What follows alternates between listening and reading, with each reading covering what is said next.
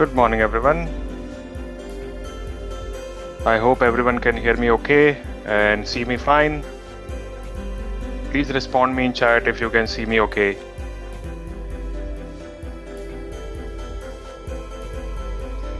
Thank you. I'm really excited here to be again with you on week 4 of BeSA program. Thank you for being here. We can see a lot of people are still joining in. We'll give it one more minute and we'll get started. So today we'll be talking about VPCs, which is Virtual Private Cloud. Good afternoon, everyone. A lot of people are joining from different time zones, so I appreciate it. Thank you so much. And we are a little overwhelmed with the comments you are sharing, and we really appreciate it. So that gives us energy. It gives us more motivation to bring more stuff to you, help you out in more ways, and reach out to you and help you in all the ways we can. We have a lot of requests coming in for LinkedIn, and we are connecting to most of them. Just in case we are not able to respond back to you, please remind us. There are a lot of messages coming up. I try to keep do my best to reply to everyone. Everyone is doing the same. But in case we are not able to respond, just remind us, just give us a nudge, and we would be happy to respond back again. No problem at all.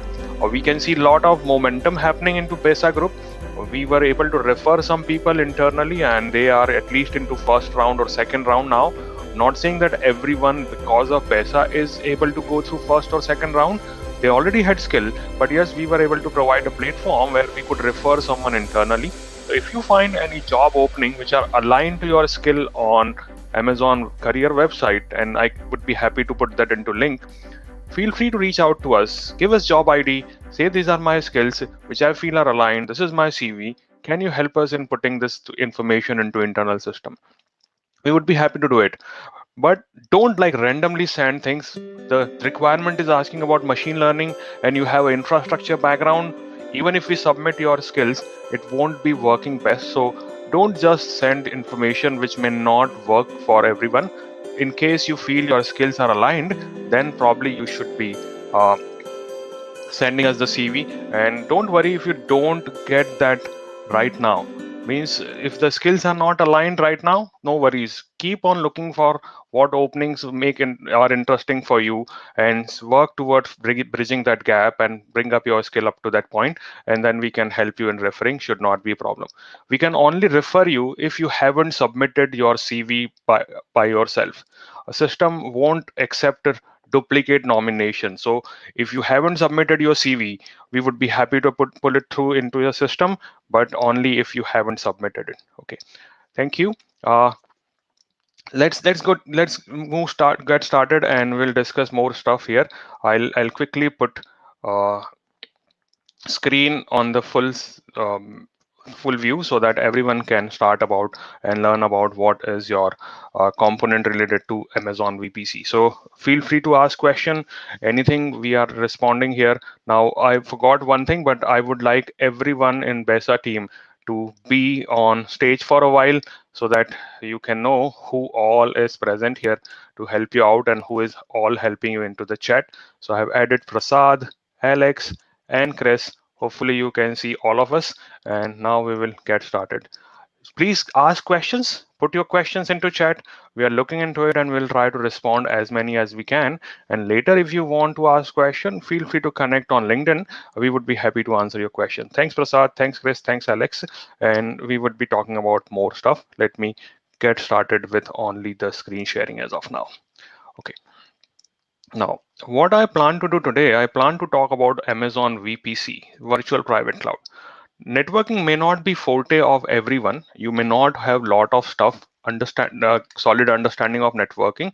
I'll start with very basic, but probably I can't cover everything. So please ask question and we'll try to answer as much as we can. Let me get started with this particular module, what we are going to discuss on this today. So we plan to discuss here today about Amazon VPC. Then we'll talk about Amazon VPC use cases, which Alex will talk about. He will show us that what are the ways that customer use VPCs, and then we will talk about how to transition from tech domain to cloud, which will be done by Prasad and Crystal. Last week we talked about someone who was completely from non-tech, how to join, and be on the cloud front. This time we will be discussing from a tech domain because it looks that, hey, I'm already in technical field and I won't be needing a lot of hand holding or not lot of preparation. But things are a little different. So we will talk about that. Prasad and Crystal will walk through that and they would handle that conversation. So let me get started with Amazon VPC as the first topic for today. If you remember how we are progressing, so we discussed global infrastructure in first module, then we talked about compute and storage, and today our focus is on networking. So once you have the foundation, then we'll move on to platform services from the next next station. So we are focusing on networking foundation services. Let's start by networking in AWS. I'll talk very basics on networking so that everyone can understand how these things work. Let me start by networking in physical world. Now, in physical world, how things work, let's talk about it. Probably you would have some servers. And what you are looking for, you want these servers to get communicated with each other, or you want them to communicate with each other. And for that, what you would be needing, you would be network card and a network switch. Once you have this network card sorted out, once you have the switch sorted out, you would create a connection. And through this connection, you are able to connect to your switches. Right, so it's a good small network, not having lots of complicated component, very small way to get started. But challenges can happen when you are having lots and lots of network devices to communicate to. So that time challenges can happen and we want to solve that particular problem. So what we can do to solve that particular problem is to expand our network. And to expand that network, probably I would have another network switch. Now, instead of having only one single network switch, I have multiple switches connected together and they are helping us to expand our network, right? But when I expand, another challenge can come. Consider like you are into a room where 1,000 people are present. There would be a lot of noise happening and we want to compartmentalize that. And that's why what we will be doing here, we would be doing VLANs here. Virtual LAN. Virtual LAN is a logical isolation which would help you to keep your traffic separate. So it's like in a big hall, you have created small cabins and you have meeting room, you have training room, you have your boss cabin. So they all are sitting into cabin and they are not interfering with each other whenever they are talking about. Now there is a question that how important is a fundamental understanding? I would say very important. Nismo, it is very important. You would need to know OSI model in and out. We don't actually use it, but when a conversation is happening with a customer that, hey, we have a layer 3 switch, or we are having a layer 4 firewall, or we have application firewall. So that OSI understanding is very, very important. So please look into that. And if you need any help there, let us know. We would be happy to help there too. So once I have this VLAN sorted, what would be my next thing? This VLAN by default may not be able to communicate with each other. So the next thing I would be doing here is to create a routing device. This could be a physical router, probably, but could be software router too. And through this router, what we are able to do now, we are able to communicate across these VLAN. Shouldn't be a problem because we need this communication to happen. We don't want our services to just become isolated. We want them to communicate with each other. So yes, we will be needing that also. So we will be doing that. What else? Once this is done, the next thing you would be looking for is maybe to connect to internet, because this network is good, but it is still within your environment, and that's why we are looking for expanding it to internet. And this time, probably we would be putting a firewall because internet is not considered the safest network, and we want to ensure whoever is coming in, they are getting filtered or traffic is getting filtered, and then only we allow the traffic to come in. So we may put firewall. Probably you would also have a separate internet router. Now, if you're talking about a home setup, then what would happen in that home setup? This whole thing, your router, firewall, internet router, they would all be built in into one single device, like your service provider modem or router, whatever they have given you. If you're talking about corporate, routers may be different, firewalls may be different, and internet router may be completely different. We keep this separation so that there would be no conflict when a lot of communication happens. So this is what a common thing happens. What's next? Next thing is here that we want to ensure that we are able to protect our environment. So that's why firewalls are coming into picture. Firewall have no problem at all in protecting if you configure it properly. What is the next step then? Now, this was physical world. How about how networking works into AWS? Let's talk about AWS thing now. So far, I haven't introduced any AWS component, but what I'm going to do now, I'm going to introduce AWS component here and see how that would be working. So we do not give you physical machines directly. What you get access to EC2 machines. So that is your, in a way, servers which you are connecting to. So that is your EC2 machine, right? Then, will this EC2 machine have a network card? Answer is yes. Without network card, nothing would come out of this device. So what we would be needing network interfaces also, but we call those network interfaces ENI, Elastic Network Interface. So that's what my ENI is, which is a network interface on my EC2 machine, allowing me to communicate to the external world. Then, do we give switches to every customer? Answer is no. We do not have a switch which says, hey, Ashish created an account today, let's dedicate this switch only to Ashish. That won't be scaling up. So what we need in that case, we want to still create logical isolation. And for that, we create subnet. So subnet is a logical isolation which keeps my traffic separate. I may have a web server, I may have a database server, and I may want to keep that traffic separate from my HR system or my production system or my QA system. So that's why I would be using subnet configuration. So whatever I am presenting you in a different color here, like ENI or subnet or EC2, these are Amazon equivalent. I won't say exact same thing, but they are equivalent of what your physical world component may look like, right?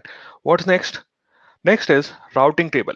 We still need routing communication, and that's why we create a routing table. It's a software way of implementing stuff. Probably there is a hardware at the back end, but what you see is a routing table for communication. And then when it comes to protect your network, we give you things like security group and network ACL. We'll discuss that. What is security group and network ACL? Irfan, it is coming. Don't worry. We'll talk about, we will be discussing that. That is coming up. We will be talking about that. So that's a security group and network ACL. Soumya has a question. Can ENI be considered analogous to VNIC? Exactly. It's a virtual NIC. It's a virtual machine network interface, Soumya. We don't call it VMNIC because it is mostly like related to virtual machine in VMware world, but it is similar to a network interface. But here we have little flexibility. We will talk about it. You could detach this network interface and attach it to another instance if the need be, which may not be possible with VMNIC. So I would say it is a different implementation, but the concept is same. It is a mechanism by which your packets would be sent out on the virtual network. So you call it VMNIC, I would call it ENI, concept remain the same. Okay. Now, what about other things? Internet router in Amazon also, we have a component which is called IGW. So this IGW component is going to help me in sending traffic out. This is purely required if I'm having an intention to connect my network to internet. If I don't want to do it, no worries at all. I may still create the whole network without IGW. So far, if you see, there is no difference between what is present in physical world and what is present into virtual world. Now I am going to introduce one component which is completely unique to AWS, and that component is called VPC, which is the topic of discussion today. So what we do, we package this whole thing, routing table, ENI, EC2 instances, security group, subnet, into a component, and that component is what we call a VPC. VPC stands for Virtual Private Cloud. Consider it is your own portion of Amazon network. In that network, you can create whatever you want depending on your use case. You may decide to have a VPC created for QA environment, another for production, another one for security. It's up to you. So it is your own private network within Amazon network, and you control everything inside. You control security group, you control networking, you control which EC2 machine would be part of that. So we would be able to utilize that. Kailash says a question, will can ANI have its own IP address different from EC2? Yes, exactly, Kailash. So that we will talk about. So ENI is an independent entity. When you are creating this an ENI here, what this ENI would have, this ENI would have its IP address, and it can have its MAC address. You don't need it, but this is what is associated with a ENI, and that can be completely kept independent, should not be a problem. So yes, ENI would have IP and a MAC associated with it, and you can have this ENI attached right now to, let's say we are connecting it to a EC2 instance called A. Later you decide, no, this instance is not good. I want to have it installed and attached to a EC2 instance B. So that is possible. It is a detachable. We use a word elastic. If you see here, elastic network interface, its a way is detach and attach it again if you want to. Are VPCs component regional? Yes, they are. We will talk about that. We'll discuss that in a minute. So hopefully, so far you understood that how AWS networking is not so different. Let me now start talking about VPC, and let's see how VPC would be created, what components we have. So VPC stand for Virtual Private Cloud. I'm going to create a drawing or a graphic so that you can understand it. I would use a whiteboard and explain you all the concepts related to VPC, and this whole thing would be available to you in your slide deck, so you can refer it later, should not be a problem. Let me bring up a whiteboard and we will get started from there. Okay, so hopefully you can all see a interface which I'm showing. Now we have some initial quantity we have in AWS, or initial component we have is called AWS region, right? So let me make it a little smaller, and this is my AWS region. Whatever I'm doing will be hosted within AWS region. So we will select first AWS region where we want to create a VPC. Do we have VPC by default present? Answer is yes. There is a default VPC present into every region. We create it just to facilitate better use of services with AWS customers. Because if you are not from networking background, and before starting and creating your EC2, if you had to figure out VPC, it may be a little complicated. So we allow you to use a default VPC. So we'll talk about that. So this is my AWS region. What we know, a region is made up of availability zone, right? Everyone knows about that. We discussed that in our previous chapter. So let's say this is one of my availability zone. Now, for sake of discussion, I am only adding two. There are high chances that there would be multiple availability zone present, but I am only using two here just for sake of discussion. So this is my AZA, and this one is my availability zone B. And in that availability zone, I would now start using networking component. Now, first thing, when you create a VPC, VPC is considered as a regional construct. What I mean by that, whenever a VPC is created, it is encompassing the whole region. It is not just limited to a specific availability zone. So let me make it a little smaller here so that we can draw some more stuff here. So yeah, this is the one. Give me a minute. Let me fix it. Yeah. So this is my availability zone. When I would be creating a VPC, that VPC would encompass the whole region, and any availability zone within that would be part of it. So what I'm creating here is a VPC. Okay. This laptop is a little slower today, but hopefully everyone is still getting the idea. What I created here into this brown color is what my VPC is. So VPC is within a region, but it is expanding across multiple availability zones as you see it.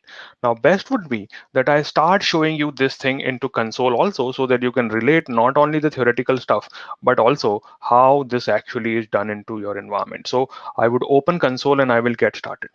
When I have to create a VPC, first thing I have to be very aware about what IP address range I want to provide, because that would control how many machines can be part of it, how many components can be part of it. So for all of this, I would be needing IP address range that we call CIDR, classless interdomain routing.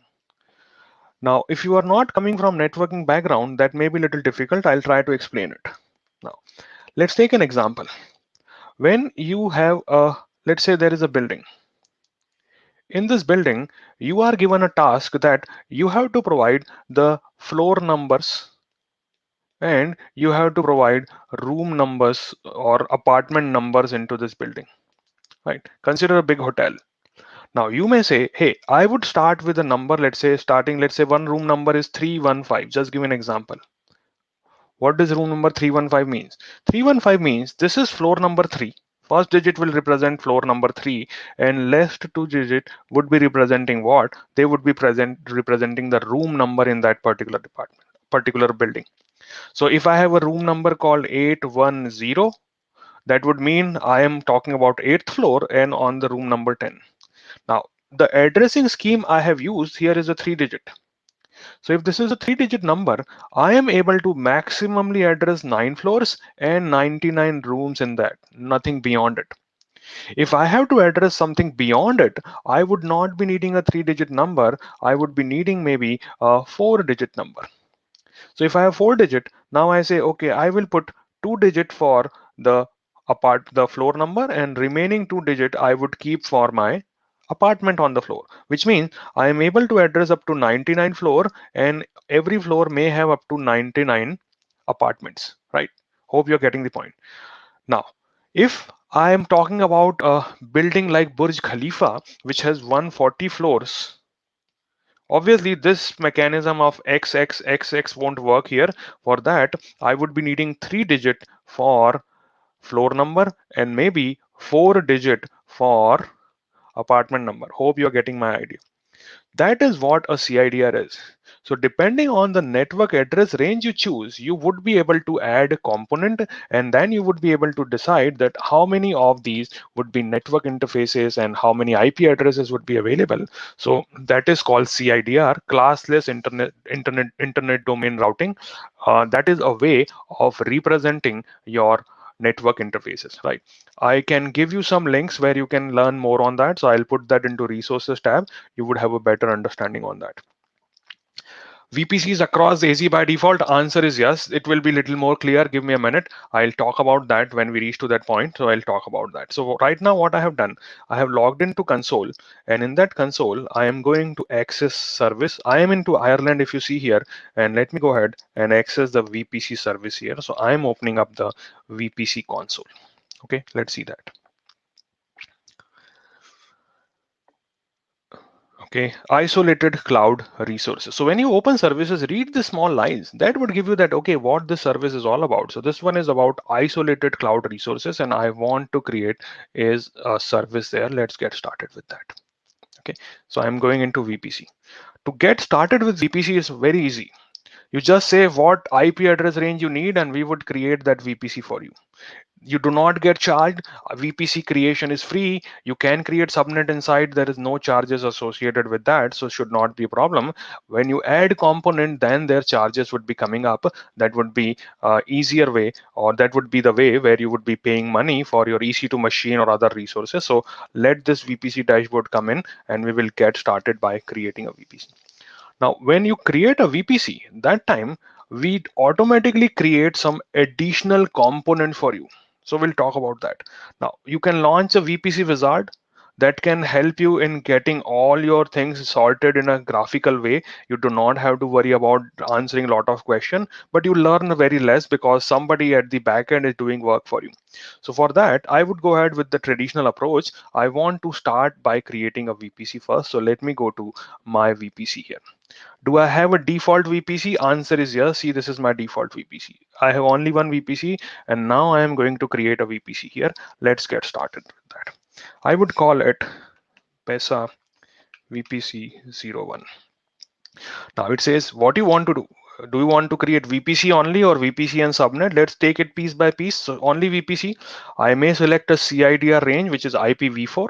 I may have my own address management system. I can get IP addresses from that, and I can say I need IPv6 addresses or not. So I'm keeping it simple. I'm saying, hey, I am looking to create a VPC in the range of 10.0.0.0/16. So this is the IP address range which I am allocating to VPC. And if you see name, nothing else, and say create VPC. Done. So what I did, I have created a VPC into Ireland region, and I got a IP address range associated, which is 10.0.0.0/16. This is my VPC IP address range. Now, behind the scene, what is happening? Some additional components are getting created for you. You don't see them directly. What is happening here? You got a VPC. Along with that, we created a DNS setting for you. We created a DSCP setting for you. We created a default NECL network ACL for you, and we created a default security group for you. You don't see it, I'll show you it in a minute, but these gets by default created. You don't have to do any efforts to get these created. Obviously later you can decide to change them or to modify them, that's not a problem, but these things gets automatically created as soon as you say I want to create a VPC. So DNS, DSCP, default NECL, security group, these are the by default getting created for you. Why we do this? Because you do not want to waste your time in doing this nitty gritty stuff, and that's why we by default create all these things, right? What is DSCP? DSCP is a way where we assign IP addresses, right? So like when a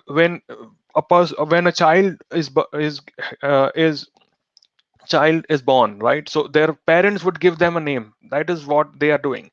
But when a computer is starting on a network, maybe not the best analogy, but when a computer is starting on the network, then who would be giving its identification? It's like IP address, which is given to you which by DSCP, which is Dynamic Host Configuration Protocol. When a machine start, it announces, hey, I'm a machine without a IP address. Is there someone who can give me IP address? And then there would be a IP address assigned to it if you have configured DSCP. So to facilitate it, we have created a DNS DSCP setting on that. DNS is used for name resolution. So these things are by default created for you, right? Now, once this is sorted, next thing is I have to then create my subnet. Next component we want to create is subnet. Now, why subnet is required? What we created is a VPC, which is a logical isolation. Still, it is not a place where we can connect our EC2 machine. Now, services within VPC are limited. What are the services within VPC? EC2. Then what else? We can have another one. What can be that? It can be ELB, load balancers. What else can be there? We can have Amazon RDS running there. We may have services like Redshift running there. Maybe we can have Elastic Cache services running here. So that all will be inside VPC. And for them, they have to be connected to an IP address and sorry, to a network. And that network is called subnet. So let me explain what subnet is. When you create a subnet is created like this. Subnet has a AZ specific scope. Subnets are not beyond availability zone. Whenever a subnet is created, a subnet would be created like this, and that would be the way to create a subnet. So we may have a subnet created in AZA, we may have another subnet created into AZB, and we may have similarly more subnet coming up here like this. Should not be a problem at all. Now you may be thinking why I may have that many subnet. Maybe I want to put isolation. So I can say, hey subnet, you are going to host only public resources. Here in AZB also, you would be having a public resource. Subnet, this one is my private subnet. I would host only my private devices there. So that is my private devices getting there, right? So this is what a logical isolation I can create. I'll explain that how to create it, but this is logical isolation. And in these subnets, I have to provide a IP address range. So if you look at this, let's say this is a bigger pie. And in that, I have a IP address range which is starting from 10.0.0.0/16. And now what I want to do, I want to further create subnet. So subnet would be created in smaller chunks within it. What I would be doing, I would say, okay, I want to create 4 subnet. I would divide this bigger pie into 4 areas. And I may decide one subnet would require more IP address, another subnet would require lesser IP address. So this is possible. So the address space of VPC is what we divide into smaller pieces. That is going to be subnet. So let me start by creating subnets now. I would quickly create one subnet, and similarly other things would follow along. Should not be complicated stuff. So let me go to subnets here. Can multiple AWS account reside in a single VPC? Answer is no. VPC is created within an account, but those VPC in different account we can communicate. So that case possible, but no account would not be able to have. Sorry, a VPC may not be having multiple account. There are ways to create shared resources, but for now, Padmaja, I would say it's not possible. So I would select my BeSA VPC here, and in that I can see what was my IP address range 10.0.0.16, and I am creating one subnet. I would call it public subnet. I'm just using these names so that it is easier for you to associate it with, and then I have to select which availability zone it will be part of. It is 1A. There was a question that why are subnet needed? We need a network interface. Think it is like your network switch where your physical cables is basically getting connected, where your internet, your EC2 machine network interfaces are connected to. So VPC is just a room, it's just a floor. And then there you create small cabin in which every person would be sitting, and that's what your subnet is. Right. So this is my IP CIDR block. I would be selecting here, let's say 10.0.0.0 or 1.0, sorry, 1.0/24. So that is the first IP address range I have used. And I can give it a name like I have given here, subnet, public subnet. Let me make it one more thing here, AZ1. AZA. So I know that this subnet is public in AZA, and that is getting created for me, and I can create a subnet. Right. So subnet stays within a availability zone. That's how we have created it. And if I put a IP address range here, this is the IP address range I have used for this particular subnet. Similarly, I may have another subnet created. Let's say I call it 2024, and then I may have private subnet here. And let's say I'm calling 10.0.11.0/24. And similarly, I may have 10.0 12.0/24. So that's how I can have different IP address range, right? Once I have a subnet is basically a way which is allowing us to connect our EC2 machine. It is a network interface option which we are using for connecting EC2 machine. So when I would then create a EC2 machine, that time I would say, hey, which subnet you want to be part of? Let me go ahead and talk about that. So I'm going to EC2s. Hopefully everyone remembers from our last discussions. Let's go ahead and talk about how all these EC2 machines work. How many subnet can be created under one VPC Logeshwaran? It would depend on how much IP addresses you have. Consider my CIDR example. So CIDR dictates how many total IP address you have. And based on that, you can further divide it into smaller pieces. So it would depend on what IP address range you have selected for your VPC, and then how many hosts you want to keep on subnet. Based on that, you would create smaller pieces there. So technically, I believe limit is 200, but I still have to check what exact number is. Right. So it is dictated by your need for how many machines should be part of it. That will tell you how many subnet you should create within your network. So I am on EC2. I have instances here. I may have some instance already present, but I want to show you quickly how one instance would be created. And that time I would be able to select which particular VPC and subnet it would be part of.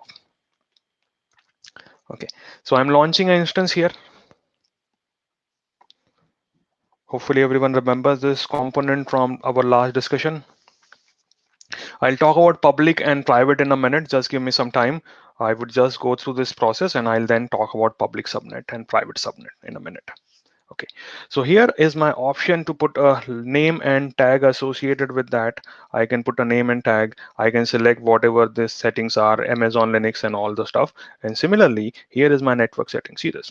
By default, it is going into default VPC as the name says, but I can go ahead and say, no, I don't want to deploy that there. I want to deploy it into BeSA VPC, and in that BeSA VPC, then I would be able to see if there are multiple subnet. Currently, I have only one. So now I would start adding VPCs there. Thanks, Debashish, for sending that link for VPC limits.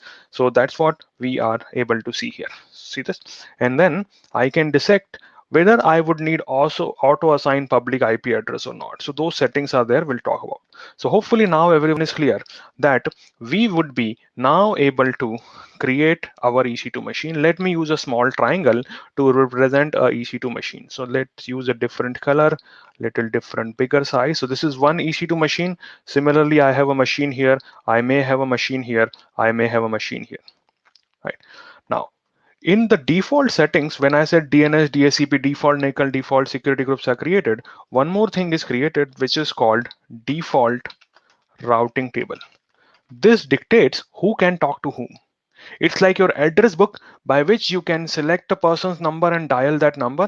That is your default routing table. So anything which has to communicate with each other, they will first consult a routing table, and by that they would be able to talk to external world. So what we have here is all my subnet, and let me name this EC2 machine. Let's say I call it A, I call it B, I call this one C, and let's say I call this one D. Okay, so what I did, I have created 4 subnet, let's assume, and I have deployed 4 EC2 machines there. Now, I have a question for you, and pay attention and answer this question. My questions are, can A talk to, let me add one more thing here, talk to E. Give me a minute, I'll add one more component here. Let's say this is my machine here. I have one more machine here, which is called E. So my question to you is, can A talk to E? Is it possible? Can A and E talk? Let's say there is no security setting. Let's say everything is in default condition. Can A and E talk? Note without routing? No, I'll come back to that. Let me ask another question. So that was the first question I wanted to ask. Can A talk to one? So that was first. Second, can A talk to C?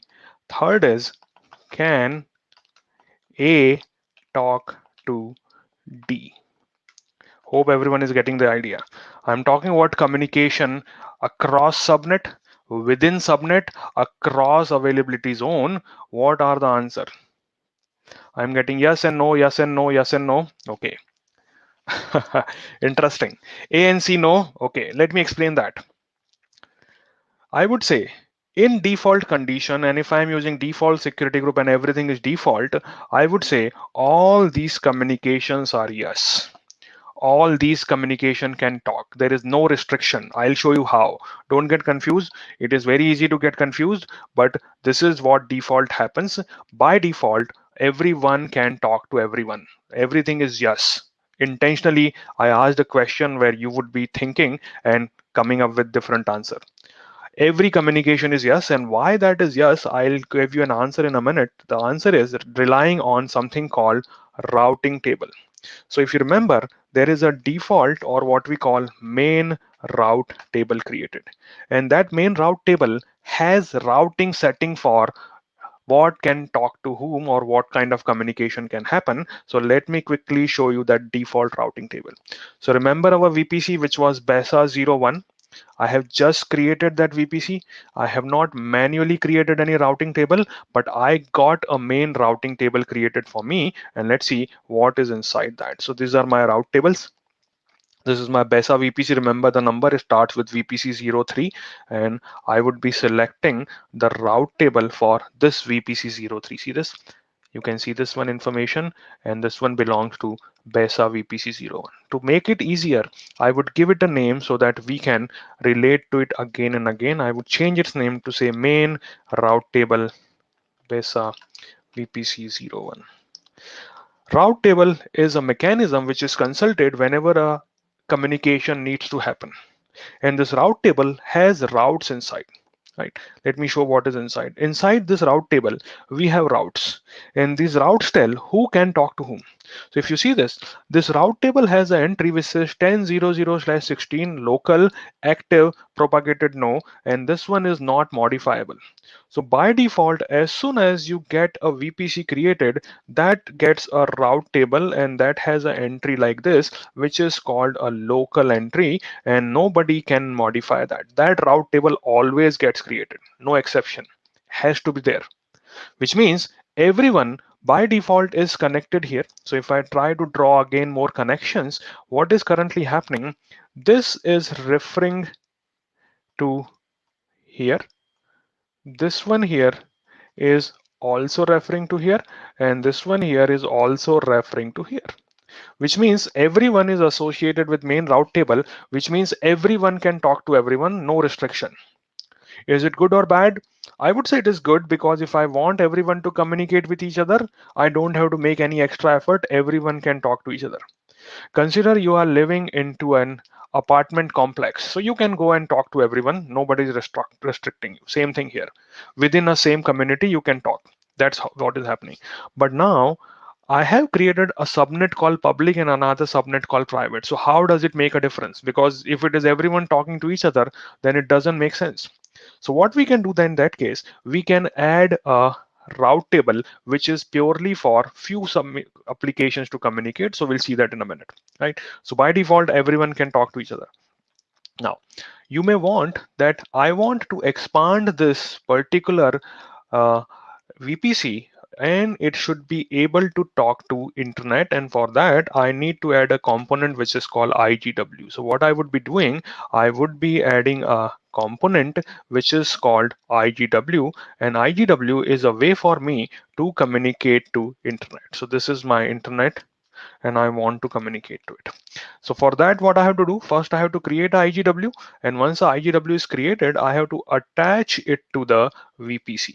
Where I have to attach? I have to attach it to the VPC. So I'll create a IGW and then attach to the VPC. IGW is needed when I want my machines to communicate to external world. So I will go RT is for subnet. No, RT is created within a VPC, but it can be associated with multiple subnets. So I won't say, Kamesh, that it is only for one subnet. It can be associated to multiple subnets. So I have a internet gateway getting created here, which I will call IGW BeSA. That's all. Done. And I say create internet gateway. Internet gateway is chargeable when the traffic traverses through that. It is chargeable when your traffic is going. Just creating it won't be getting charged, but once your traffic start flowing from that, that is where you start paying money. So you would be paying that time money, Zeb. That time you have to pay money for. So I have created an internet gateway, but if you see, its state is detached. So it's a detached. What I need to do now, I have to attach this to the VPC. So next thing I am doing on my internet gateway, which is this, and I'm saying, hey, I want to attach to a VPC, and that VPC is my BeSA VPC. Only one internet gateway can be attached to one VPC. It cannot be shared. It has to be independent for every VPC. So I am attaching an internet gateway. So what I am able to achieve so far, I am able to achieve this communication where I have a IGW which is connected to my VPC. But my machines do not know about it. My machines only know about local communication because they only refer to route table. Consider that in your city, a new airport is open, but nobody was made aware about that new airport. Google Map has no information about that airport. So even if physically it exists, you will never be able to reach there because nobody knows where it is and nobody has a map entry for it. So what we have to do now, in Google Map, I have to say, hey Google Map, this location points to the new airport and please add it. Whenever somebody would search, you should be able to point them to that location. So what we are doing now, we have to make awareness of this IGW to the subnets we have created. One option for that is I can go to my route tables here, and in my main route table I can add an entry. This is my main route table. So these are my routes here, which is talking to only local. As of now you can see it. Now if I'm looking for, I can say, okay, let's do one thing. Let's do edit route. I want to edit a route. This is a not modifiable route. You cannot change anything here, but I can add a route here, and internet is represented by all zeros. This we call quad zero route, which is representing every available IP address other than 10.0.0.16. So I'm representing it with that and say whenever a traffic is coming for this, what you have to do, you have to send traffic to someone else. Who that someone else could be? It could be an internet gateway, and that internet gateway is what we have created here. So what I did now, I have created an entry into my main route table which says I would allow everyone to go to internet. If they come to me and ask a path, I would forward them to internet gateway. So what we have here in my main route table now, I have an entry which is representing my IGW. And by default, every subnet is associated with this route table, which means everyone is able to go out to internet. Is it good or bad? I would say it is bad. I don't want everyone to go to internet. It defies the purpose of having public or private subnet. So probably this is not the best place to create that routing table. So what else can be? What we can do, we can create another routing table if I want. Let me show that. So what I'm going to do here, I am going to create another routing table like this. This is the second routing table I am creating. And in this second routing table, let's call it internet routing table. And only in that, I would be adding entry for my IGW. So not everyone can talk to external world, only the machines which are connected to my public subnet can communicate to it. So that's what I'm trying to do here. Let's create a new route table called internet route table. So this is my route tables, and I want to create a new actions. Sorry, here is a create route table entry. I would be calling it my internet route table BeSA. Which VPC it will be part of. So I have to select a VPC. I have selected it, and see, now I'm not adding any entry by default. The 10.0.0 local entry will always be there, no exception. Local entry would always be present. As you can see, as soon as I have created it, see this entry automatically get caught here. This is by default there, which means this entry here is by default. I don't have to make that entry. So this entry is there. What I can do now, I can add an entry here, which is for my internet gateway. So let me go ahead here and say I want to add a route, and that route is for everything on the internet, and that will be represented by internet gateway, and that would be through IGW this, and I can say save changes. So what I did now, I have created another route table, but my main route table still has an entry for IGW. So let me remove that, and I will show you one more option about association of this route table. So I have two route table in this VPC now. One is default, another one which I created for only internet. Let me first show the main one. And in the main, I have already entry for internet gateway. I don't want to keep it anymore, so I can go ahead and remove it.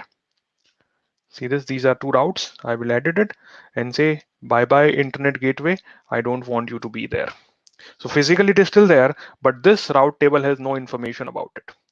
And the second route table which I have created, internet gateway, lets me add this entry into that route table.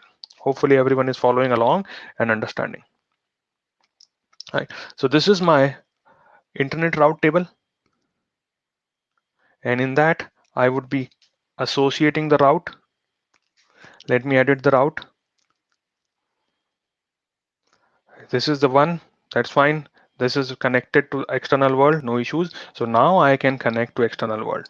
But this route table is currently not activated.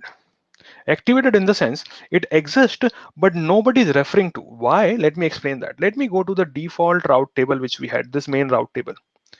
If you go to this route table, there is a tab which says subnet association. The browser is very slow. See this subnet association main route table. This tells who is referring to this, means who is using this route table. See this explicit subnet association is 0. If you read this, let me make it a little smaller. So this says who are associated. So explicit subnet association is 0. Nobody is explicitly associated with this route table. But as this is main route table, see this word here, main is yes.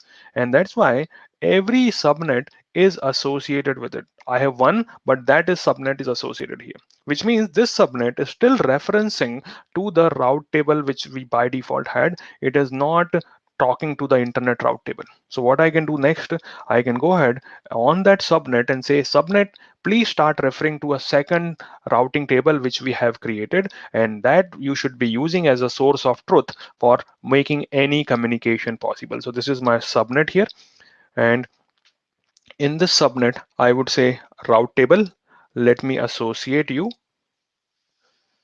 Go ahead and do that. Edit route table association. It is by default pointing to the default one. See this one? I say no, you should talk to internet route table. So what I have done now, I have associated my public subnet to a different route table, and my main route table is associated with my private subnet. Any new subnet when it comes in, by default it will get to private, which means they would never have internet. Only my machines who are in public subnet or any subnet which is associated with the internet route table would be able to go forward, otherwise it won't be. Right. Hopefully everyone is following along and understanding. What is there a setting to making it the main? No. Parna, there is no setting for making it a default. It by default happens. As soon as you create a VPC, a default route table gets associated. That is called main. You can't change it. You can change association of it, but that by default happens. Okay, so this is good. But now if you see this machine A, E, and B, They can talk to internet. Why? Because they have communication channel through IGW. But if I talk about my machines C and D, they can't talk to external world. Why? Because they have no entry for route table. And that's what we wanted. We want to make them private. But what if on this machine C, I have to go to internet and download a patch for installation? So can this machine C and D right now access internet? Answer is no, and we want that to happen. And for that, we have one more type of component which we can create, which is called net gateway. What I'm doing here, I'm just replacing this E with a different component, which I would be calling a net gateway. Net stand for network address translation. It is an entity which can take traffic from internal subnet, private subnet, forward it to public and get response back. It's like a proxy. Right. So what we are doing here, we are creating a net gateway first, and we would add its entry into the main route table. So it would become the interface for all external communication for my private machine. So first thing I am going to do here is creating a net gateway. Be aware, net gateways are chargeable. So when you create it, you have to pay money for it, whether you use it or not. Right. So what I'm going to do here, I'm calling it my BeSA net gateway. I would be putting it into the subnet. See, this is my public subnet, right? And then I would say whether it would be public or private, it would be public. I would be needing a elastic IP address. I would say let me allocate a elastic IP address with that. So I can allocate a elastic IP address. I'll talk about elastic IP, and I say create a net gateway. So net gateway is now being ready for me, and it would get an ID like this. See, this is my net gateway ID, net dash something something. But it exists, no one is aware about it. So what we have to do now, we have to then associate it with a route table. So that's what we will be going to do. Now, question to you, where I should add entry for net gateway? Should it be in internet routing table, or should it be into main routing table? Where I should add entry for net gateway. What do you think? What would be the best place?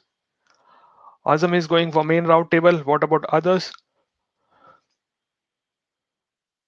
On both?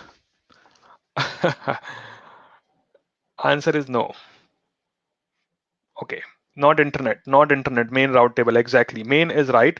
Main is where we would be adding. So what we would do here, I would say to main route table, hey, main route table, I know you can't go to internet. I'll make you go to internet by adding a entry into you. Let's go ahead and add that entry. So we are going to add that into main route table. So my net gateway is ready. That is fine. It is now, state is pending. It will be becoming available in a minute. But for that, I can go ahead and add its routing table entry. So let's go ahead into route table, and we would be going ahead and making changes. So this is my main route table, which has no way to talk to internet. We will make it aware of internet. How? We by adding a edit entry. Destination would be same. Destination would be still 000, which is internet, but instead of directly going to internet, I would say, hey, you go through net gateway, and this is the net gateway you should be referencing to.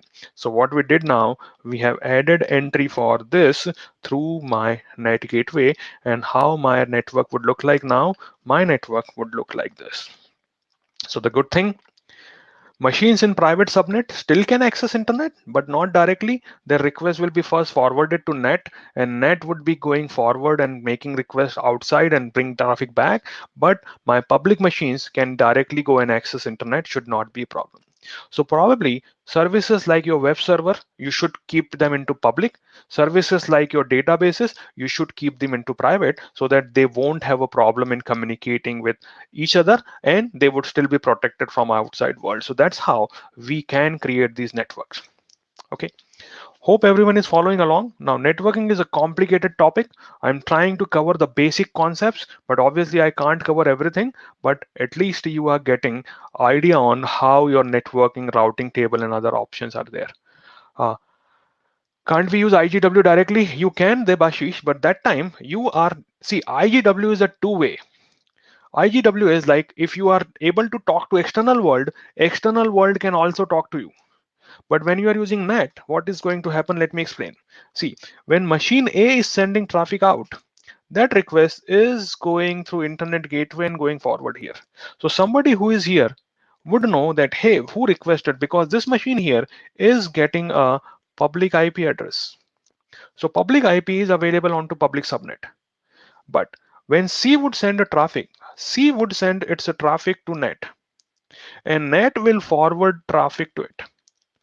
Now, if this user gets the traffic, it would respond, and he or she will think that I'm responding to net. Net would hide the internal mechanism. So we are ensuring that we don't want to expose people to external world, and we want to keep it internal. Let me explain by giving an example there. Where I live, we have, I'm talking about in very early days when COVID lockdown started in London. Now, we had an elderly couple living into our apartment buildings. That couple is around 80 plus. And obviously, when the lockdown hit, they were concerned about their own health. They didn't want it to go out. So what we did in our building, we created a group and we asked this couple to say, "Hey, give us what you need from groceries. We will go for you and get it for you." So we started acting as a proxy for them. We started acting as a net for them. We take the list from them, go to grocery shop, get the shopping done, and then deliver back to them. Grocery shop never knows who is actually we are shopping for, and we are protecting them. They can stay inside, still getting their groceries. Same thing is happening here. This machine C is getting internet, but not directly, but by net here, and then it will be coming back like this. So that's how we can protect our machine, and that's why we would be using net. Make sense? Okay. Good. Now it's a good time to take a break, I would say. I would do one thing. I would put a 5-minute timer and we would be then going ahead and discussing more stuff. So let's go ahead and talk about 5 minutes break and we will talk about net is chargeable, Zeb. Yes, it is chargeable. Whenever a traffic is going out, you are going to use it. Why we kept net gateway in private? Logeshwaran, if you keep net gateway in private, how net would be able to talk to external world? Like I took a list from my neighbor that I will go for you in do shopping, but I myself is having COVID positive, so I can't go out. So keeping me in private would restrict net gateway itself to go to external world, and we need to ensure net should have access to internet, then only they can go, otherwise they can't go. So net would be in public, otherwise it won't be able to access internet. Okay. Good. So I'll put a timer, 5 minutes, and we will start again. Hope you're enjoying. Keep your questions coming. Just give us 5-minute break. And once we return, we would be able to address more questions. And if some questions remain unanswered, feel free to reach out on the chat on the LinkedIn, and we would try to answer them again. Enjoy your break. Talk to you in 5 minutes. Thank you. All right. I hope everyone is back. If you are back, type in chat if you have learned any programming language. What was your first programming language? And if you haven't, don't worry, I'm just trying to break the ice. Let me know what was your first programming language. Basics, Java, C. Okay. Yeah, that gives me a feeling that I am getting older and older. Uh, my language, which I started learning in my college days, was called Pascal. I'm not sure if anyone remembers the name or not, but this was a language which I started my uh, computing with. Pascal was the first language. Then second year, we have learned about COBOL, again extinct dinosaur. And then third year, we learned Fortran. Yeah, at least one name here.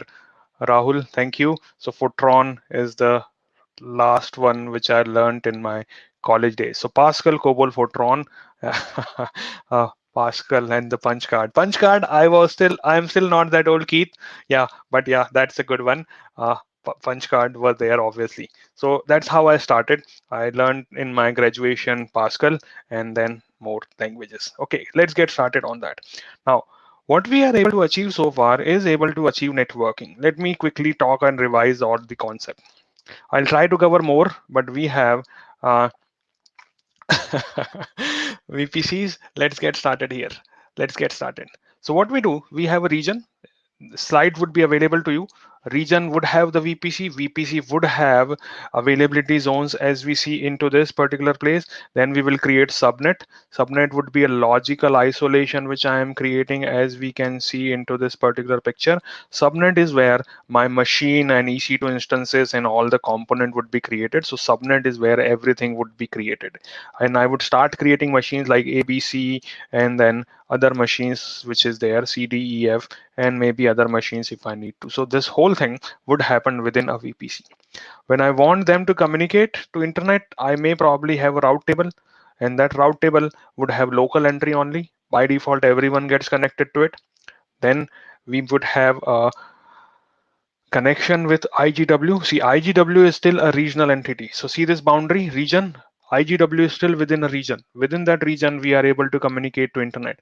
Then we may create an internet route table, which would have entry for local as well as internet for IGW entry. And then I would disconnect subnet association of public and associate it with my internet route table. That's how we would ensure network connectivity.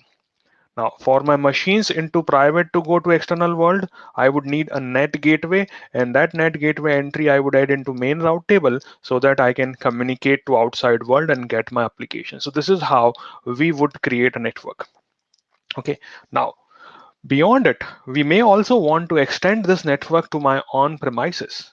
So it may be possible that you are into a process of migrating from on-prem to cloud, or you already have some network in on-premises and you want to connect them. And for that, we would be needing some communication channel.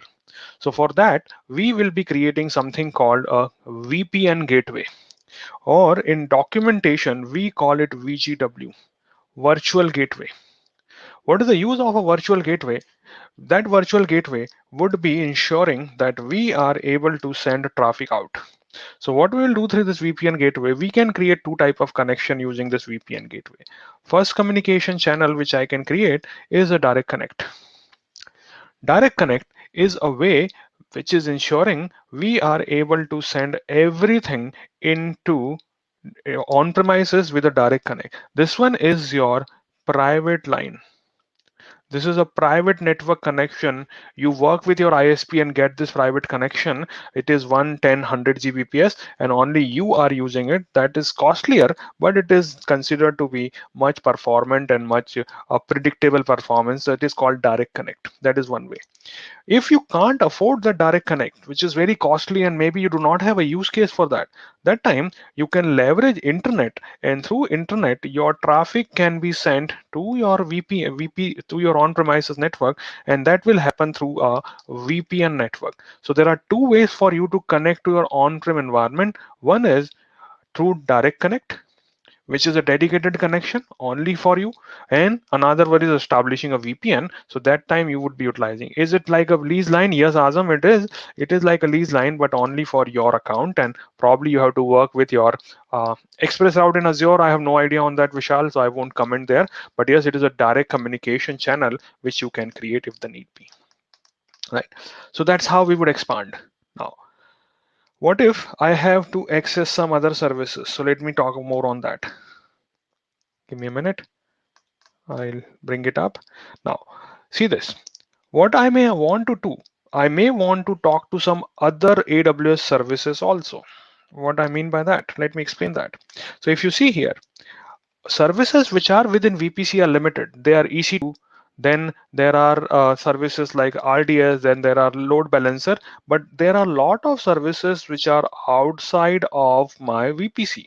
See, they are still within the region, but they're outside. So services like Amazon S3, services like Athena, CloudWatch, SageMaker, and many more, they all are outside of VPC.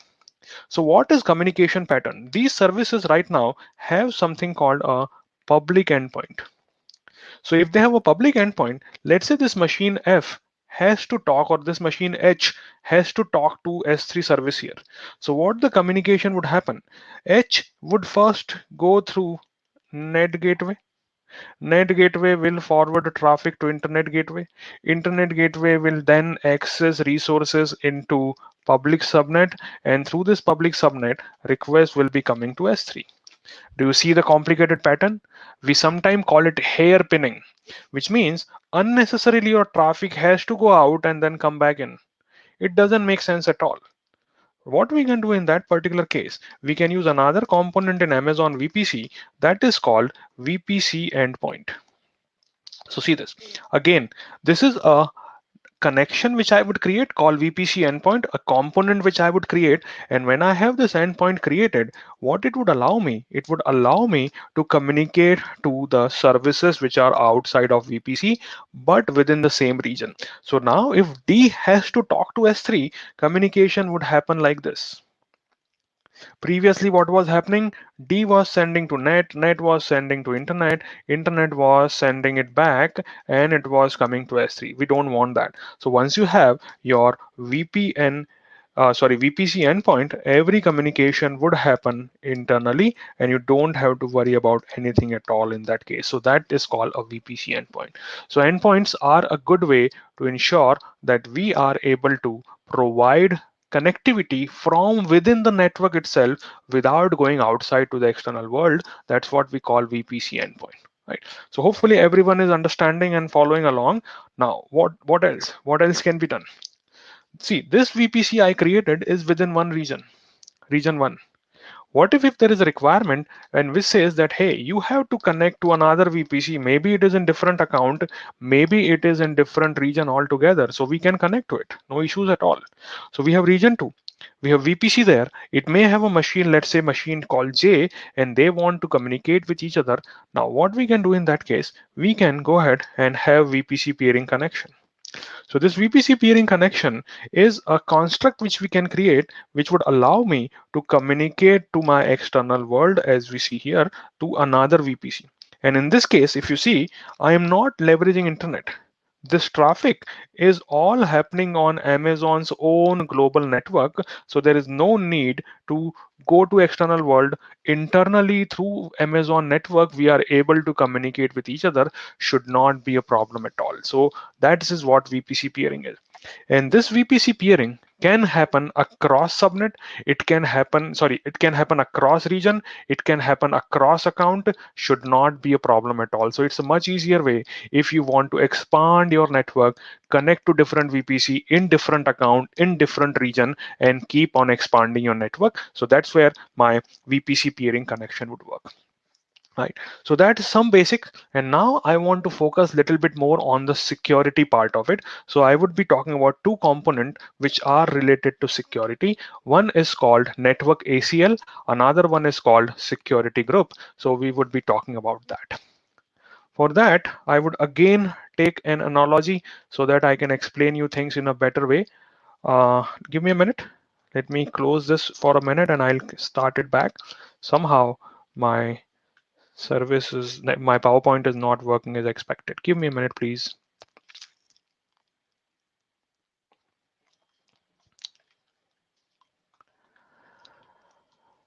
For once more, I would say please watch the YouTube because we would have this video posted there. Give me a minute. We have limited time and I would like to cover some basic components which is useful for everyone. But yes, you have any specific requirement, you can check YouTube video or give us a question afterwards and we'll try to address it as much as we can. Right now, hopefully everything is okay now. Let me start with my paint again. I'll come back to that particular slide, but let's talk about this.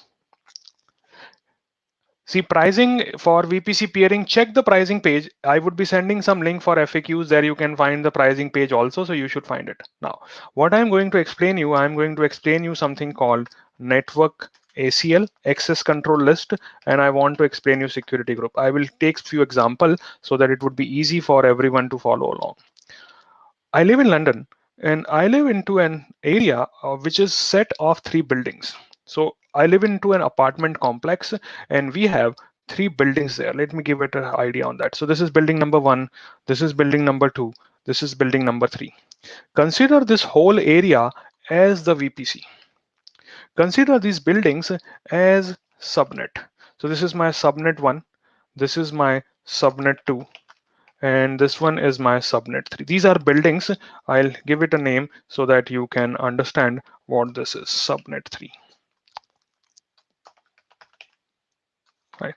Now, This is what you should assume, but let me now paint the picture of what exactly it is, because I live into a house, a building called Bellow House.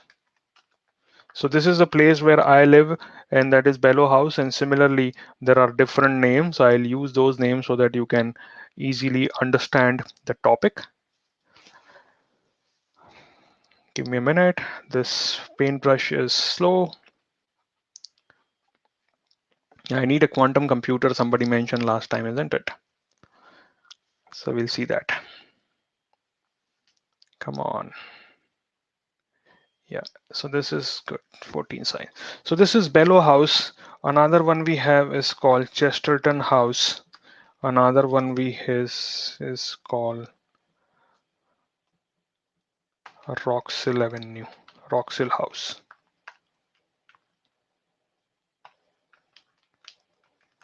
Right. Now, I live into Bellow House and I live on, let's say, on 7th floor. Okay. Now, what I need to do, I need to communicate to someone else in my apartment. So this is 7th floor. Let's say this is my apartment building here. This is where am I living. And I have obviously people living into different places also, should not be a problem. And what we have now, we have a security. So security guard is present into every building. It's a security guard come concierge, so we can get things done by him. Like maybe there is a package coming up, he or she can pick up for us, or maybe when we want to drop something, we can keep it with him or her, and then they can give it to the person when they come in. They can accept our food deliveries when it comes in. So there is a security guard present into every building. Right. Let's talk about communication channels. So I am here. Let's say this is my apartment number 100. Just give an example. Let's say I have to talk to a person, my friend, she lives into apartment number, let's say 14, and I have to talk to her. Now, though I live into the same building, that doesn't mean that I can directly walk to her apartment. What I would be needing, every apartment would have a door, right? So there is a door here. My apartment has a door. Her apartment would have a door. When I have to communicate, what would be the requirement? Requirement is I have to come out of my door, knock on her door on 14th, and if she allows me, then I can go inside. So there is one security mechanism which is within the house, which is a door. Now, what if I have to talk to someone who is into different building altogether? Let's say there is apartment number 25 and I have to talk to that person. That person obviously have their door. But before I reach to that door, what I have to do? I have to cross the security guard here, right? Hope you're getting the point. So I have to first cross this network security ACL. I have to cross this one also. And if they both allow me, then only I can go and talk to this person here, right? The security guard is your network ACL. This is protecting not only my apartment, but the whole subnet, whole building. Similarly, there is a network ACL here and there is a network ACL here. So all the communication is being protected. If see now, if the communication is within subnet, if I am talking to anyone in Bellow House, I don't have to go to the security guard. But if I am going across subnet, then this network ACL comes into picture. Otherwise, only security mechanism we have is a door. So I would say this door is my security group.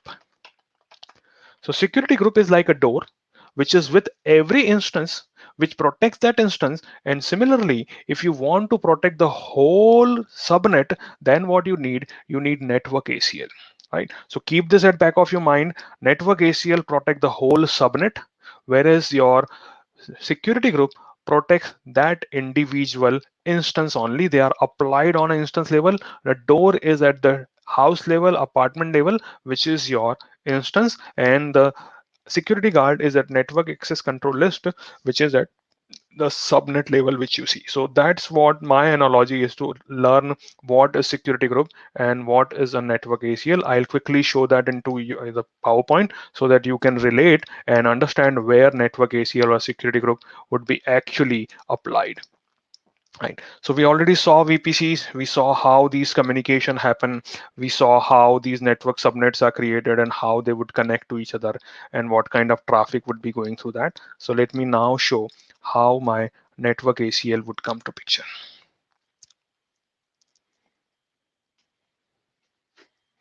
Give me a minute. It is coming up.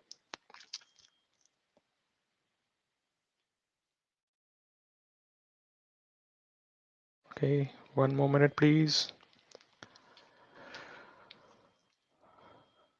I didn't realize that streaming takes so much of traffic. Sorry, so much of performance hit on my laptop. Probably I need to get a new laptop. Now, till this point, we have discussed already. How did you build these diagrams? Probably just PowerPoint, that's all. That's how I build diagrams, right? So now what we see here, everything is sorted out, and now we start introducing NECL. See this. So NECL is, if you see the security guard icon, this is sitting in the front of the subnet itself. As soon as the traffic comes in or out, that is going to through NECL. This is a building security. Everyone has to go through that, no exception. Only if you are going outside of the building or coming inside. If you are within building, you don't have to worry about NECL. What is security group then? If you see this A, B, C, D, E, F machines, this circle here is your security group, which is protecting that individual instance, right? So that's how your subnet is associated. Now, what I have done, I have put a detailed list of difference between security group and network ACL, which would be available to you, and you should be able to see this thing. So it will be available. Read through that, go through any questions if you may have, and we would try to answer that. Now, let me bring home some more points related to security group before we talk about other stuff. So let me talk about security group. Give me a minute. I'll try to explain and ask you a question which would be giving you idea. Okay, so I have a security group. Security group. I have a rule there. A rule says allow port 80. Okay, so this is my security group. I call the security group SG01. Now, I have this security group. This security group can be applied to multiple instances. So let's say I have two instances here. I have instance A, I have instance B, and this is the only rule present into my security group, which says allow port number 80. A and B both are part of the same security group. Same security group is applied on both of them, right? So both of them have the same security group applied. My question to you is simple. In this particular case, can A ping B? That's my question. Can A ping B? Can A ping B? Okay, I'm getting yes, no, yes, no. All right. I intentionally tried to confuse you, and that is a common thing which happens. Let me explain. What you see, I have created a security group which is SG01. So yes, security group is created within a VPC, but it is applied at instance level, which means technically what is happening, SG01 is getting applied like this. Now tell me, will A and B be able to ping each other or not? You get my point? So though it looks like they both are sharing the security group, that doesn't mean the traffic is not traffic is allowed. So security group is applied at instance level. This will always check, hey, what port it is. Is it port number 80? Yes, I would allow it. Is it port number 80? Yes, I would allow it. Otherwise, I won't allow that. So that's how it is implemented. It is implemented on an instance level, though it is created on a VPC, but it is implemented on instance level. All right. Another question. Can I have multiple security groups? So answer is yes. Multiple security groups can be associated with an instance. With an instance. Sorry for my typing mistakes if there are any. So it is possible. So let now me ask you another question. SG01, SG02.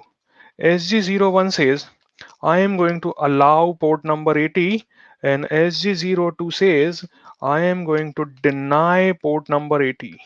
My question to you is, what would be the result? They both are applied to the same instance, that is one, and then second is also applied on the same. What would be the result? Will it allow or will it deny? Deny rules? Everyone? Anyone going to deviate from that what we are having here? Answer. Deny, allow. Let me explain. Now, what I have shown you here, it is a hypothetical situation. People don't pay attention to that. A security group have no deny statement. There is no deny statement. No, nothing applied again first or not. Security group by default, or maybe not by default, never have a deny statement. Security group have always just allow statement. So when you create a security group, you can say, hey, I want to allow 80, I want to allow 443, I want to allow 100. Security group have never a deny statement, so conflict would never happen. SG01 says allow 80, SG02 says allow 443, so it would be combined all together. It would never be, yeah, you got pranked. Exactly. Stateless doesn't matter here. Stateless doesn't matter. It is the way the security groups are there. That is always. So security group does not have deny statement. Network ACL have deny statement, and I have documented all of this here. So if you see this, only allow statement in security group, allow and deny both statement into network ACL. So that's how I have put this table. Read it. It would give you a good idea on how all these things work. Now, another tricky question. Let me think what I was trying to ask you. Give me a minute. Okay. Now, my requirement is very simple. I want to allow port 80 from anywhere. That's my requirement. And allow ping only from same SG instances. How I will achieve it. My requirement is simple. I want to create a security group which would allow port number 80 from anywhere, and I want to allow ping only from the same security group instances, right? So this is my requirement. Let me quickly show that into console, and it may make more sense to you what I'm going to talk about here, because this is an important concept in security. So let me go to security groups here, and I would be first creating a security group. I would be then adding a rule in that. So I'm creating a security group. I would give it a name. Let's call it BeSA test SG. I have to provide description too. It is mandatory. I would put it into the VPC which we have. This is my BeSA VPC. I am not creating any rule. See this inbound rule, I am keeping it blank, but the default outbound rule exists, and I am saying create a security group. As soon as I create a security group, I would say SG allowed, SG number here. See the security group ID. Okay. Now let me go to inbound rule. So I go ahead and say, let me edit inbound rule. And in this inbound rule, I can have traffic allowed. So I am allowing HTTP. So I say allow HTTP from where? Anywhere. I don't care. Anywhere, anyone can talk to this machine on HTTP. So that's what I did. And this would allow me to have HTTP traffic coming into it. No problem at all. So this rule is ready. Now, my second rule is complicated. Second rule says allow ping only from same SG instances. Now, what if I go here in the inbound rule and again I say, hey, edit inbound rule and say, let me add a rule which is for ICMP traffic, which is for ping. And I can say, I would allow you from anywhere. That means anyone can also ping it, but that was not my requirement. My requirement was ping should happen only from the security group itself, nowhere else. So what I can do here, a good example here is to put a custom, and the security group itself can be referred. See this. So this test SG is what I'm in, and I'm referencing that also. So that would be doing what? This will say if anyone goes to HTTP, I would allow it. And if ping comes, but with the source of this security group itself, then only I am going to allow it. Otherwise, I won't be able to do it. You were getting error, Subhash. I'm not sure why. Let me say save rule, and my security group is now ready.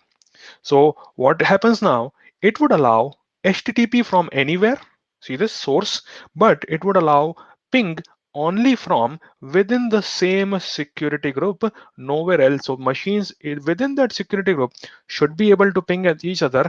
Otherwise, they won't be able to get pinged from anyone else. So this is a good way. Now, why it is a good way? Let me explain that.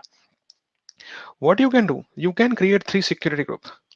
Let's say this is a web security group. Then you can create another one here.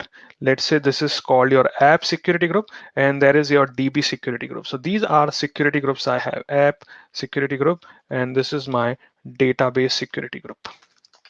And what I can do here, I can keep my databases or web or app inside it.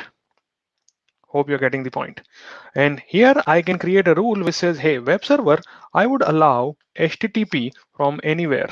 No issues at all. Anyone can access. But I can say on AppSG that, hey, allow, let's say port 8080 only from WebSG. So only WebSG would be able to send traffic here.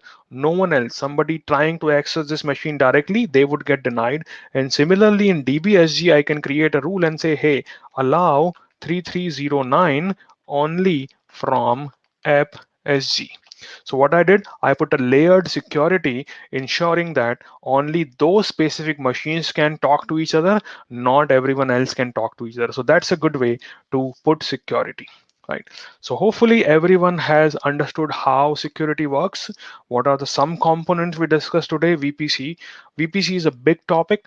Obviously, I can't cover everything, but I have added some extra information into the slide decks. So go through this, like transit gateways are there that you can use and you can probably understand through picture. I have put some more details on IP addressing mechanism, how all these things work. And I have this VPC reference card also. This is what I call service summary card. So it would also be available to you. So reference that, read it, and if you have any further question, feel free to reach out. We'll try to help as much as we can. Okay. So quick refresher on VPC. Hopefully everyone was able to utilize that and understand it. And let's now move forward to hear from Alex about the use case of this particular VPC services. So we would ask Alex, I would add Alex to stream, and then we can see that how customers would actually be using this thing. So let me add you to stream, Alex, and we will get started. Sure thing. All right. Give Thank me a you. green light when I'm on. Probably I'm on. All right. Yeah. Okay, so today, guys, we just want to walk you through. Basically, I'm gonna just pick up the example Chris used last time, where we discussed about the application, which is good for students to put money on their cards, right? So the card for paying for foods at the university, for example, stuff like that. And basically, I'll just take the same architecture Chris already provided us with, and I'll just apply concepts we learned from Ashish today. So hope you can see my screen. This is basically the same architecture you guys saw it last time. So we have students on the left-hand side. So right here, and then when they kind of communicate with the system, when they put money on the card, things like that. We discussed that we have like encryption protocols in place, and then the load balancer. We have a bunch of machines here, EC2 instances, which can then scale horizontally. So if in case like in the beginning of the month or in the end of the month where we have spike, because I don't know, things happen, like for example students get their money to pay for their food, so basically they kind of go in mass and put quite a load on the system, and then the data should be stored somewhere, and we decided to have a database. So for now we're going to keep the database a little bit abstract, because yeah, it can be whatever basically, and I think we're going to come to databases in the future sessions. And here I'm using the tool. Somebody asked already on the chat, what tool do we use for drawing those architectural diagrams? So Ashish is a legend. He just picks up whatever is there installed in the system, like PowerPoint, for example, or Paint. So today you nailed it with Paint. Many of us actually use Draw.io. So exactly. So Draw.io There's a link on the chat. Thanks for that. And yeah, so this is just running in the browser. There's also like a desktop application, but basically does the same thing. So here you see no black magic, it's just Chrome.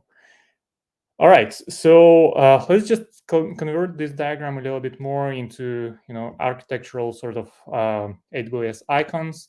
This way it's going to be a little bit more concise and maybe easier for us then to deal with. So basically what I did here, I grouped load balancer with our SSL encryption, because this is where the magic happens. This is where we terminate client encryption. And then we said in the previous slide that we're going to have like multiple EC2 instances and it will scale automatically. This is actually a notion of auto-scaling group. So I just combined it into one icon. And then database is database, nothing changed here, nothing super fancy.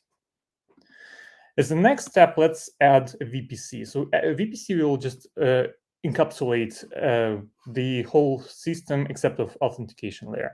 Authentication layer may be, implemented. Maybe we'll come to it in next sessions. Can be implemented with different services. It can be Cognito, for example, from AWS. It can be also third-party services. So there's no particular need by default to keep it within VPC. All right, so we have three things here in VPC. And as the next step, I just add one availability zone. It's kind of there already. You can't really, put virtual machine, like you can't put EC2 instance without availability zone. Even if you don't care what it is, it's gonna still sit in some availability zone in the end. But let's be explicit for the diagram, so we have an availability zone where things scale automatically. As the next step, actually, because we care about resiliency in this application, we don't want to students get starved during their lunches and stuff like that when the system is down. So we want to have like a highly available architecture. How we do it, we leverage availability zones. So within the same VPC, we can just span it further to further availability zones.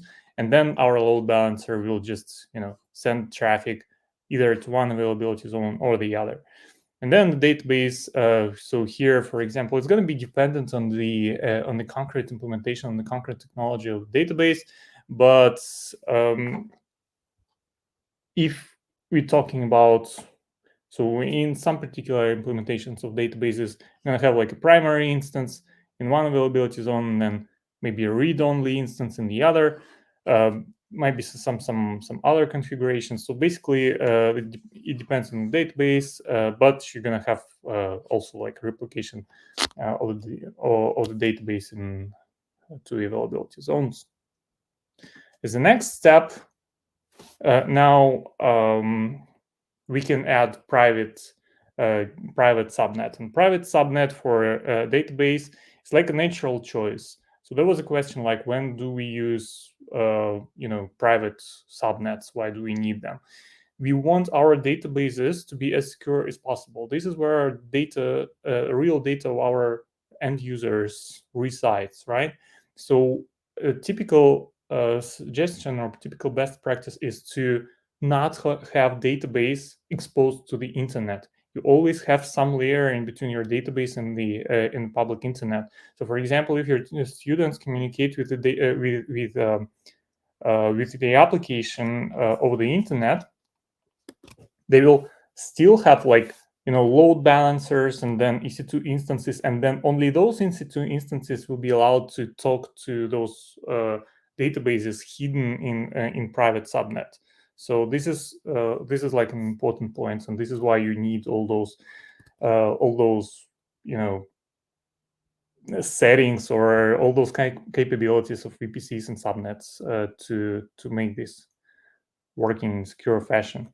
And then as the next step, the auto-scaling group or the EC2, we can put it, for example, for now, just to make it simple, into a public subnet, and public subnet will have like connection to the private subnet where DB resides, so that so the data flow will be possible. And at the same time, you can then you can reach out to those EC2 instances from external sources. At the same time, it's quite basic architecture, of course, right? So you if you have some experience already with AWS or networking, you can see quite a lot of things we can improve on it. And as the next iteration, we can also think like what makes our payment system actually working. Do we have like a website? Do we have like some interface? Do we have like backend components? And then if we say yes, then we can also decouple it and separate it further so that it doesn't reside on just one particular EC2 instance or an auto-scaling group. But you can also put some additional components, like for example S3 for hosting the website, and then backends and endpoints in EC2 instances and stuff like that. All right. So Ash, so you take control over. I'm pretty much done with my content here. There are questions in the chat. I think I'll just pick them up in parallel. Yeah, so that's fine. Thank you, Alex. Yeah, it was interesting use case, and there was a question like, can we replicate these stuff? So yes, there are a lot of architectural diagrams which are available, and we can put some links in case you want to replicate this stuff on your own. It's possible. I would say instead of using code, start building things piece by piece yourself, because code would run it one time and complete everything for you. You won't know what happened. So I would suggest start building things one by one. Let's create one instance. Let's then put scaling. Let's put databases, and you can find lots of code. And the diagram which Alex showed is very easy to follow, not a complicated stuff. So we would be happy to help if you need something. But I would say don't go for code right now. If you are beginner, start with basic steps and then move on to the code stuff if you need to. Thanks, Alex. Yeah. Maybe I can Good. also mention just one thing about VPC. I just forgot. Like we have just one VPC here, right? And it's a little bit boring. So the one thing you can also do, and this is what's done in production systems, you always have like a production system, which is like one VPC, and then you have something completely different residing in a completely different VPC without any connection to production system, like for development purposes or testing purposes, stuff like that. So it's basically you take the same setup and replicate it somewhere else, and you put it in completely different VPC, and you keep things isolated from one another. Yeah, so that's Isolation is over to you. always good. Isolation is always good. Thank you. Thanks, Alex. I'll add now Chris and Prasad to the stream. And today we would be talking about how to transition from tech domain to cloud. Last time, if you remember, we talked from non-tech domain, and Jamila had done that journey. She helped us. And now we will be asking Prasad and Crystal to help us in understanding the picture about how to move from tech domain to a from a tech domain to cloud. So take it away, guys.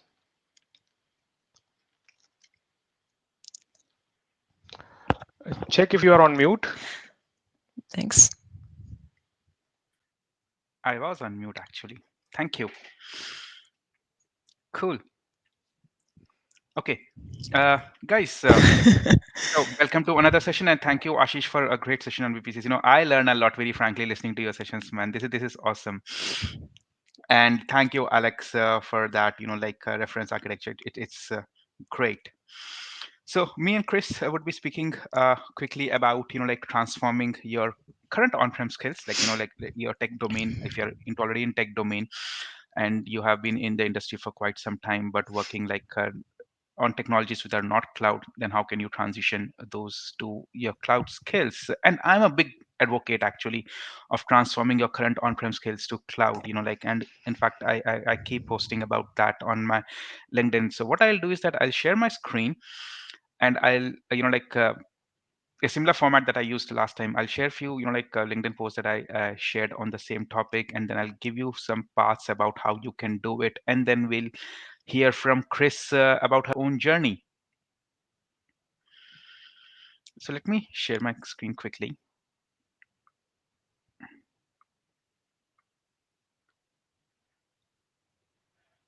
And let me know when you guys can see the screen. Cool. Let me expand it a bit. I think that will be better.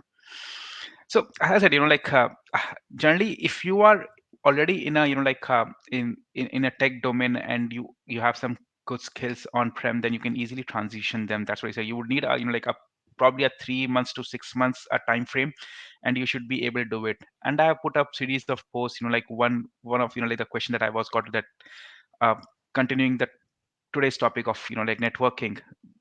There was a person who asked me that he has been a network engineer for 12 years and who would like to get into cloud and was facing some difficulty. So we worked together, and I created we created this plan based on his current work commitments, his current skills, and where he wanted to be in next 6 months or so. And it was it's a cool 6 months plan, and this particular plan can be easily replicated for any on-prem skill that you have. Like, there was another post that I put that, let me expand that to that, in case if you're a SQL Server DB, or in case of a database administrator, then it's like obviously a bit of adjustments here and there, but then you would be having this template about having your own a customized plan for yourself based on what your skills are and where you would like to reach. And feel free to, like, if you have very specific skills that you are currently working on and you would like transition to cloud, feel free to put it on the chat here or on the LinkedIn group, and we will be able to help you with a customized plan about what you should be following in terms of accelerating your career to cloud. In fact, we do have AWS Skill Builder, and I'll be posting these links in which you at least this would be giving you the basics about if you are a networking learning path. If you, in case, let's say, if you have experience in storage, you would be able to get learning path for your on-prem storage to your cloud storage. There are a lot of paths, and all of them are free. You can just simply go through it, and it is in different languages too, and you should be able to have a customized plan for yourself. But having said that, let's hear from Chris now. Chris, before sharing, I would like to understand a couple of questions. I would like to understand that before joining AWS, what was your experience? Give us some background, more background about yourself, so that people can understand. Yeah. From where you are coming from.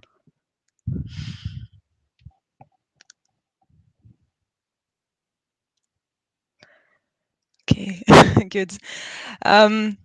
Thanks.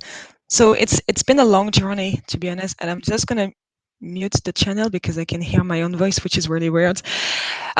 So basically, when I joined AWS, I did not have much knowledge about the AWS services and so on, and I didn't see that as a limit to apply. But before I talk about that, I want to talk about my experience, from a bit, before AWS, because I've actually replicated that same methodology that I take to apply for companies where I don't have much to bring initially, and I've done it 3 times. So I want to share some tips here. I actually studied networking in France, and I graduated in 2013. And then I did some work around networking, and I realized, well, this is not really what I want to do for the rest of my life.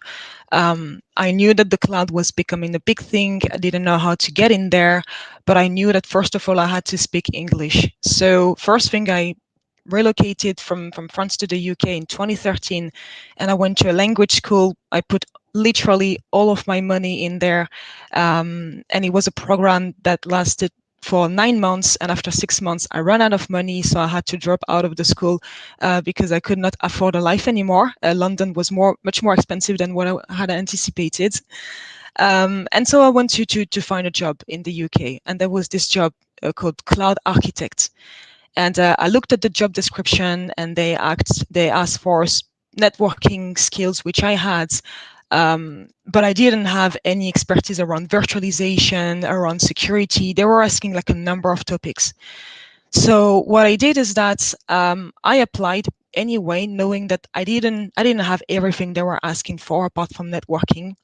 And still, I didn't have a massive experience in networking, but I applied anyway, and I trained myself on YouTube. There's a lot of people, people like Prasad or Ashish, this BeSA program, they do things for free. So I watch videos on YouTube, and I trained myself. I bought books, and I started to understand more about virtualization and so on, just so that I could have enough for the interview. Now, of course, I didn't have enough for the interview. They quickly realized that I wasn't there yet.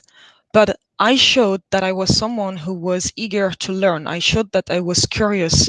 And it's really important for organizations to look for people that they can trust as opposed to just looking for people who have the technical skills. Because the people who can trust are the people who are going to make contribute to a good culture in the organization and do good for the customers. And that's what I think companies should be looking for. So that was the first thing. After a year, I realized the culture wasn't a good fit for me. I didn't see myself grow in this company. If I work for a company, I want to give my best to them. I want them to give the best for me. So the culture wasn't good for me. I left. I put my CV online, and a recruiter reached out to me for a pre-sales role. Now, pre-sales, the sales in there. I had never sold anything in my life. Pre-sales is similar to systems engineer, solution engineer. It's usually the same name for the same thing, but essentially you have to help organizations to solve IT challenges by selling your company's technology. So basically what I had to do, I had to pitch the technical value of the technology that I was trying to sell so that customers would buy it and solve their IT challenges. And it was all about data center solutions. Now, define how much compute, how many servers a company would need, what type of storage array, how many switches, those sort of things. I had no clue. Again, I had networking expertise. I had 1 year of cloud architect, which was mainly focused on VMware at the time. So I didn't know anything about on-premises equipment. But again, I went on the internet, I started to do a bit of research. I showed the company that I was interested, that I was someone they could invest in because I was going to learn anyway. And also during the interview process, it's very important to ask the company, what are they going to do to develop you? Because it's not just from you, the effort has to come from them as well. So they told me they were going to help me in regards to training, in regards to, they had different programs that they told me about. And we had this trust, and they hired me. My English wasn't that great at the time, no jokes. I had to record meetings with customers on my phone and then listen to them at night, and answer emails or do follow-ups because I just couldn't process everything during the day. But I had the conviction that I was in the right environment to succeed. Fast forward, I did this job for 5 years, building on-premises data centers, defining how many servers and so on. After 5 years, I wanted to see something else. Also, COVID happened, so my activities became very, limited. There was not much business at some point. I got so depressed that, just to tell you how depressed I was, because I didn't have much to do, I actually created a company. I started to sell tea online. But we can talk about that in a different time. Then I realized I couldn't live on selling tea online. It wasn't like a good plan. So I actually went to somebody that I knew at AWS, someone who used to work with me in the past, and I said, "Hey, tell me about Amazon Web Services. How is this? How's the culture? How's the role of the solution architect?"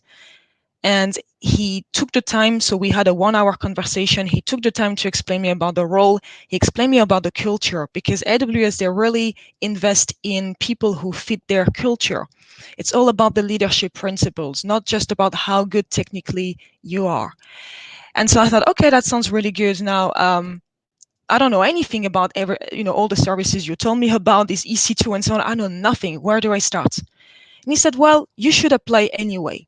You should apply anyway. And if you're really scared, take the solution architect exam, the associate one. So I went on Udemy. There is this guy called Stefan Marek. I saw he had a 20 hours course to get certified. I took that course. It took me 3 months. I did that after work. Sometimes I did it during the weekend. Sometimes I did it during working hours when I had a break. And I passed the exam, and that helped me a lot to build foundations on the AWS. But it wasn't enough, because again, AWS, they don't hire people with a lot of certifications. They hire people with good, with the mindset that fit their culture. So I said, hey, now you need to help me with those leadership principles. There's a lot of questions that I could find on the internet. Can you help me to prepare and how to answer the questions when I go to the interview? And so he helped me with those questions that I found on the internet. I actually share those questions with people when they reach out to me on LinkedIn as well. But it's not just about answering the question, it's about answering how AWS wants you to answer. And here they have this STAR format. STAR stands for situation, task, action, result. Every time they ask a question, I basically we have to answer using that format. So the guy at Amazon Web Services, he helped me to prepare to answer in that format. Every time I was like deviating, he was like, no, stop, try again. I felt so frustrated, but he did not give up on me. And I was thinking, if people are like this at Amazon Web Services, they're really investing in people, it must be like a really good culture.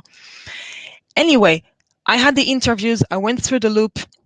I also, wanted to show them that they could trust me, because again, I passed the solution architect exam, but still I have no experience in the cloud. I just have an exam. So I also questioned them, my new manager, for example, like, how you're going to make sure you're going to develop me? Um, like questions around what do you seek for, for a good solution architect? What are the strengths that you look for an architect? Tell me about a solution architect that really impressed you. Those sort of questions. I wanted to show them that it's not just up to me to impress them. I want them to impress me as well. And they really impressed me, of course. So to me, it's a win-win. It's not just about what I give them, it's also about what they give me. So at the end, I passed all the interviews. I failed. I failed actually first. I failed, guys. I failed on the role that I applied first, because it was senior. And they said, look, Christelle, we really like you, but you're not good fit for senior. You're not there yet technically. But we like how motivated you are. We like the fact that you took the solution architect exam. We like that you're, very ambitious and so on. So we're going to create a role for you. So they did create a role for me at a lower position. And this is how I joined AWS. So basically, I got recycled. Just to tell you that even if you don't think that technically you're there, trust yourself. Because if they see that they have somebody in front of them that they can trust, who is eager to learn, eager to grow, then they will do things like what they did for me. They created a role. So that's my story, and I hope that it helps. Feel free to reach out, and we really hope that you get a lot of support, the kind of support I wish I had before I joined AWS. So good luck, guys, and thanks. Wow. uh, this is like amazing. I can't even, I have no words, like, gave me goosebumps listening to your journey, Chris. Seriously, and one thing, like, I would like each and everyone who is listening to this to take away from Chris' journey is that is what even I am taking away, is that if you have dedication and persistence, you can definitely make it big. Like, in case if you are in a situation where you're thinking it is too hard for you at the moment, think about Chris' journey. It was not easy for her, but she made it, right, just through sheer determination and the whole persistence that she had. And it is the same with almost everyone, here. And that is why we are so passionate about contributing back, because there was someone who believed us, there was someone who, helped us, and we want to do it a similar way to the entire community, right? So don't feel that you guys, if anyone is kind of stuck, I know that, when I start mentoring few people, they are like, they are lost, they are stuck, they are struggling. It's a part of the journey. There will be a time when you will be struggling, there will be a time when you will be, finding it way too difficult. But once you go through it, and the end results, you can see, like, um, amazing journey, Chris. I love it. uh, so guys, feel free to, in case if you have any questions, regarding not only just about the whole AWS journey, but how to move into tech, or if you're in tech and you want to get into cloud, and uh, any other kind of questions, then don't hesitate in reaching out, like either to us individually or in the group. The whole group is a safe place. I keep saying this to everyone. If you interact more in the group, it will be helping more people than you can imagine. Sharing your own personal experiences with a group, I know it is shy. If people are shy, it is difficult to be open with everyone. But once you start doing that, two things happens.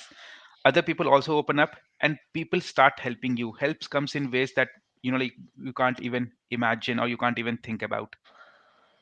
That's pretty much. I see Alex and Ashish also on the stream now. Nice. Guys, what do you? Yeah, inspiring journey, I would say, Chris. Means heads off. Yeah, learning a language, settling into a different place, and working to get your goal done. It's inspiring. Now, I want to talk a little bit on the side of like how we are going to go to stage two. I'm getting a lot of question like how we are going to go to stage two. So I'll give you an idea that what stage two is looking like. If you look at the numbers, let me share quickly about some numbers so that you would have idea that, hey, the filtering is already happening, isn't it? Let me show that to you.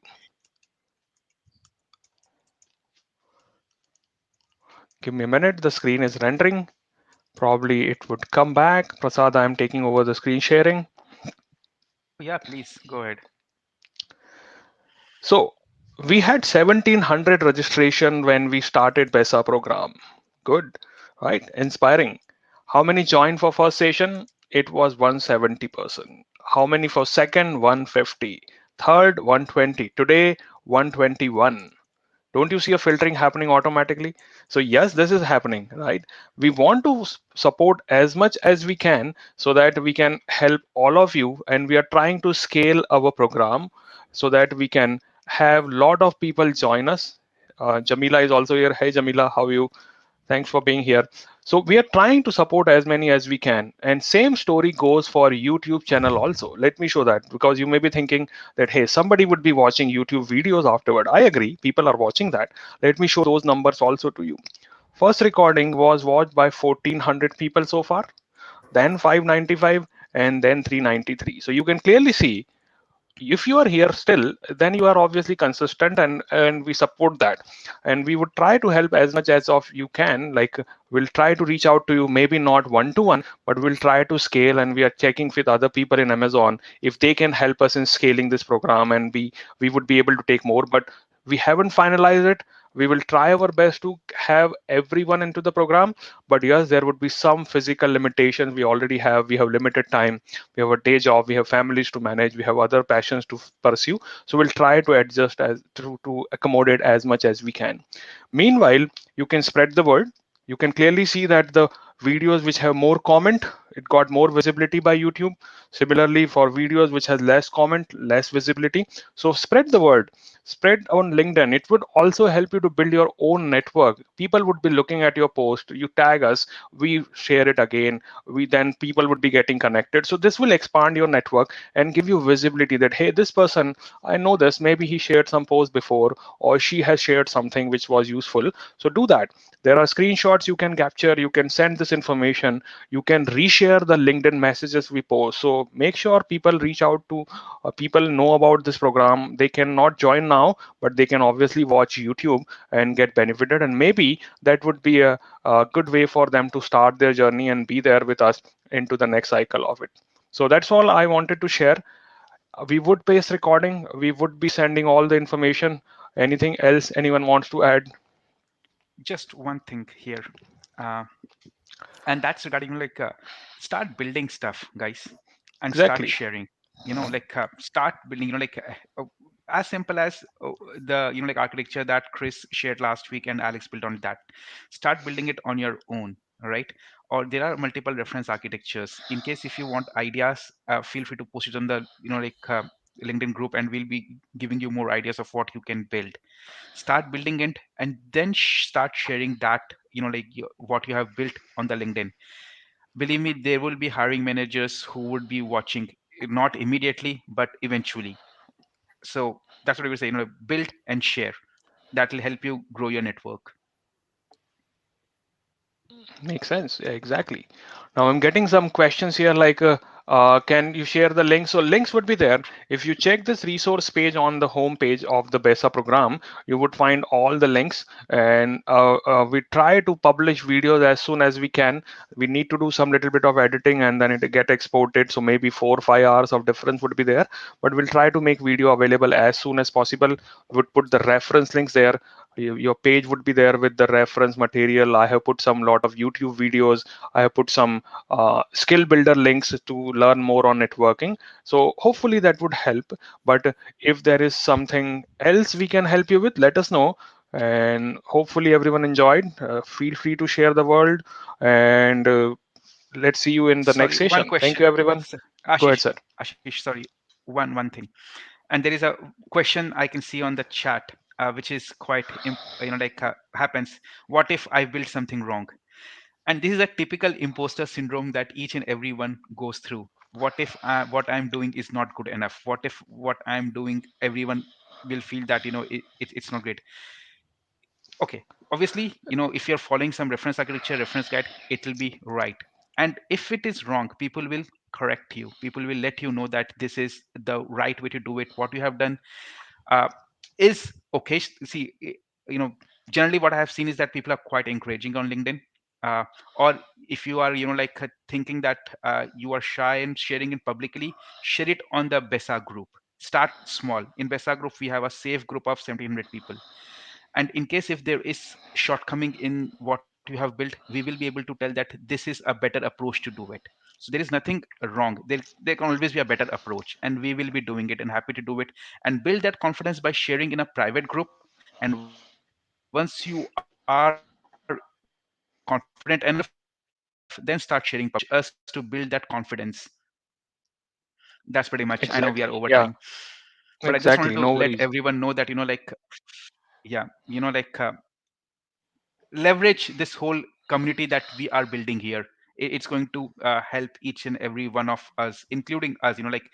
Uh, See, Ashish is pro at public speaking. Like he is a master of it. But rest all of us, when we are speaking here, we are also practicing our public speaking, right? So it's helping each and every one of us. Thank for your kind words, Prasad. And no baby learns walking without falling down. So don't worry, don't be afraid of making mistakes. We all make mistakes.